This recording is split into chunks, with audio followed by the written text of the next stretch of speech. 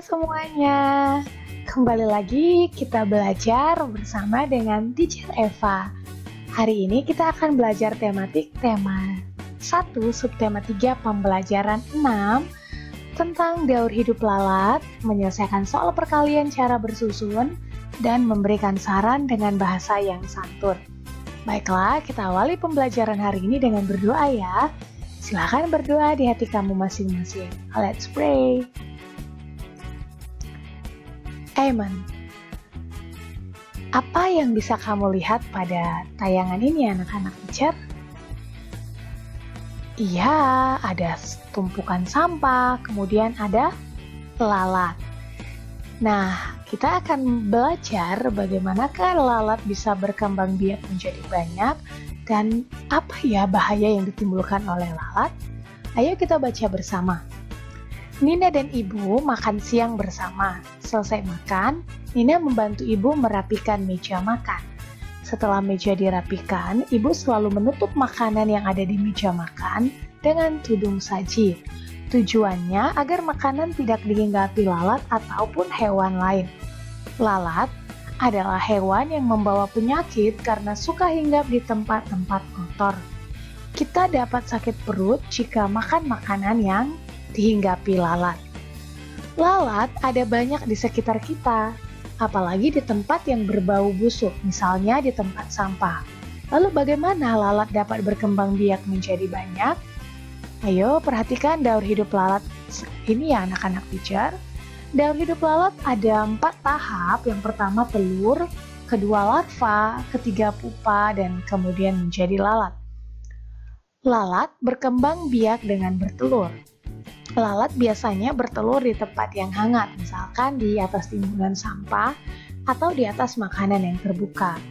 Telur-telur tersebut akan menetas dan menjadi larva atau belatung. Biasanya larva memakan apa saja yang tersedia di sekitarnya.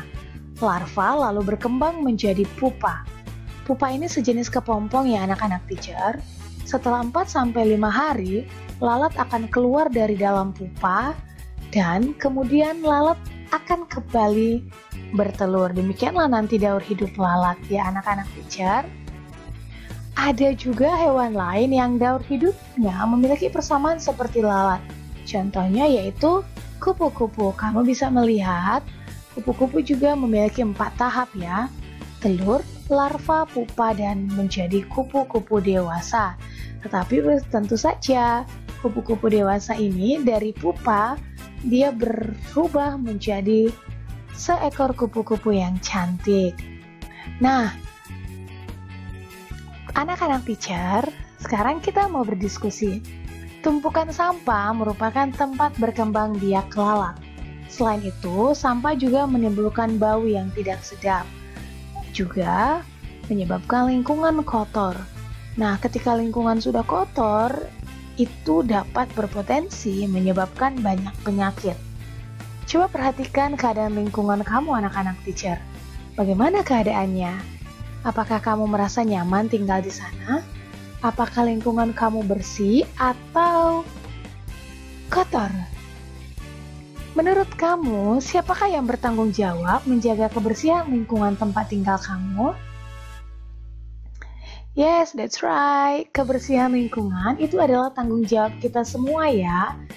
Jika lingkungan sekitar kita kotor, bukan hanya orang lain, tapi kita dan orang-orang yang ada di sekeliling itu yang akan merasakan akibatnya.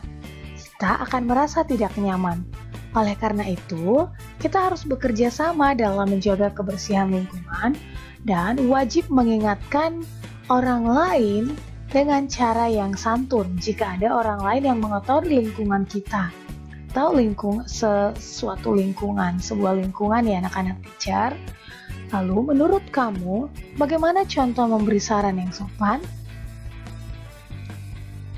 Misalkan, kamu melihat seorang anak yang membuang sampah sembarangan. Saran yang akan kamu sampaikan apa anak-anak teacher? Yang pastinya, jangan memberikan saran dengan membentak atau memarahi orang lain, menghina atau mengejeknya.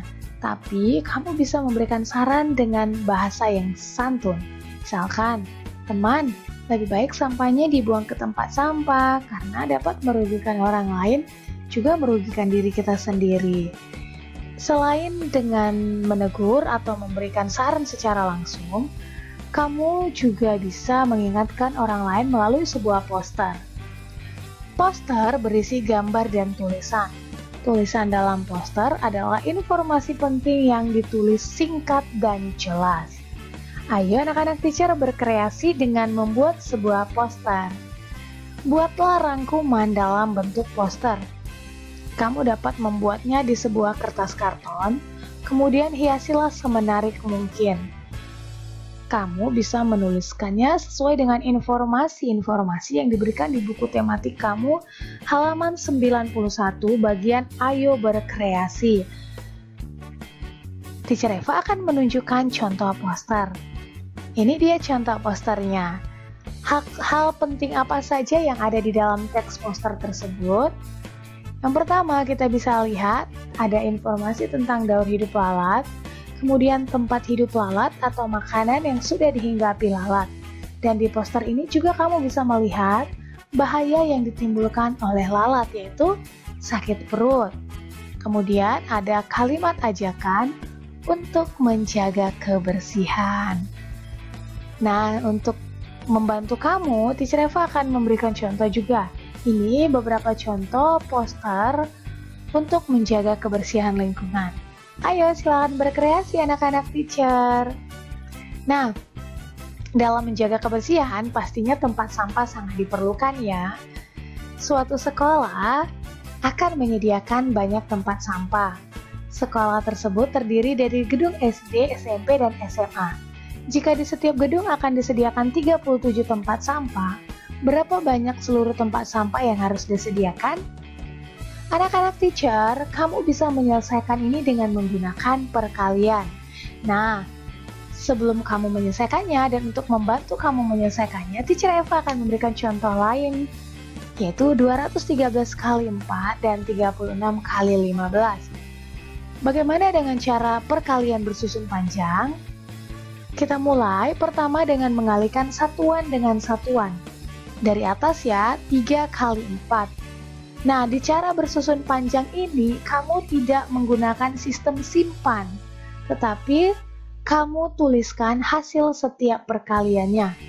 Ingat, 4 atau bilangan pengali di sini merupakan bilangan satuan. Jadi, kalikan 3 satuan kali 4 satuan sama dengan 12. Langsung ditulis saja ya anak-anak teacher angka 12-nya. Kemudian, 10 kali 4 atau puluhan kali satuan sama dengan 40, yang terakhir adalah 200-an dikali 4 satuan sama dengan 800. Lalu hasilnya seluruhnya itu kita jumlahkan. Berarti berapa hasilnya? Yes, that's right, 852. Lalu bagaimana untuk contoh yang 36 kali 15? Sama saja ya anak teacher. Mulai mengalihkan 6 kali 5, kemudian hasilnya kamu tulis. Lalu 30-an kali 5 satuan atau 30 kali 5 sama dengan 150. Pastikan kamu menempatkan angkanya yang benar ya. Kalau satuan dia di satuan, puluhan dia di puluhan. Kemudian 6 satuan kali 1 puluhan atau satuan kali puluhan sama dengan 60. Dan yang terakhir adalah 30 kali 10 sama dengan 300. Setelah itu, ayo kita jumlahkan bersama. Hasilnya adalah 540. Sudah bisa ya anak-anak teacher untuk cara bersusun panjang? Lalu bagaimana dengan cara bersusun pendek? Ayo kita bahas bersama. Cara bersusun pendek, Teacher Eva sudah pernah menjelaskan di video pembelajaran sebelumnya. Kalau anak-anak teacher masih lupa, ayo dilihat lagi ya anak-anak teacher video sebelumnya. Di sini Teacher Eva akan jelaskan dengan singkat. Dari mana sih teacher dapat hasilnya 852? Yang pastinya pertama kita kalikan 3 kali 4 sama dengan 12. Di cara bersusun pendek, kita gunakan sistem simpan. Jadi yang kita tulis adalah angka satuannya, yaitu angka 2. Kemudian 5 ini dari mana? 50-an ini teacher. Dari 1 kali 4 sama dengan 4. Tadi kan dari 12 ini kita kan simpan 1 puluhan, berarti sekarang kita tambahkan 4 tambah 1 sama dengan 5. Lalu kita kalikan 200-an kali 4 atau 2 kali 4 sama dengan 8. Itulah sebabnya hasilnya 852. Lalu bagaimana dengan yang 36 kali 15? Sama juga anak-anak teacher. Pertama, kalikan lebih dulu 6 kali 5 sama dengan 30, ditulis 0, simpan 3. Kemudian 3 kali 5, 15, tambah 3 yang disimpan tadi adalah menjadi 18. Kemudian untuk bilangan puluhan, bilangan pengali yang puluhan di bawah, kamu kalikan dengan menuliskan hasilnya di bawah, yaitu 1 kali 6 sama dengan 6. Tuliskan sejajar dengan puluhannya ya anak teacher, karena kita kan mengalihkan puluhan. Kemudian 3 kali 1 sama dengan 3. Lalu hasilnya kita jumlahkan menjadi 540. Bisa ya anak-anak teacher? Oke, good job. Hari ini harapannya kamu sudah dapat menulis daur hidup lalat, memberikan saran dengan bahasa yang santun dan juga membuat poster pastinya ya.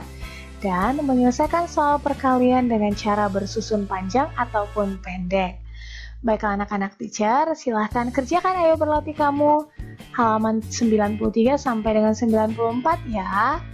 Dan khusus untuk hari ini di pembelajaran 6, pembelajaran terakhir untuk subtema 3, Teacher Eva ingin memberikan kuis. Ya, ini adalah kuis terakhir di subtema 3 ini. Setelah itu di pertemuan pembelajaran berikutnya, kita akan melihat siapa sih yang mengumpulkan bintang paling banyak dari subtema 1 sampai dengan subtema 3. Ayo anak-anak teacher berlomba ya.